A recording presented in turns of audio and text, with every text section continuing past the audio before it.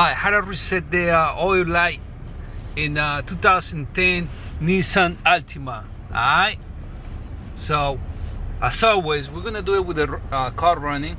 Okay, it's running right now. You can do it when the car is running or when it's on. Alright, right now it's running. So you're gonna go here, you're gonna use these two guys. Okay, press this guy right here. Okay, press it until you see this guy right here, and with this one you're gonna scroll down or whatever, go to maintenance. Okay, then press this one, the square again, and then with this one go to oil, press a square, dot, go to reset, press a square,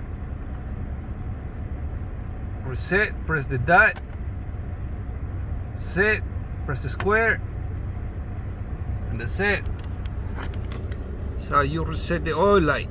Alright, thank you for watching. I hope you like it, and I hope it's helpful.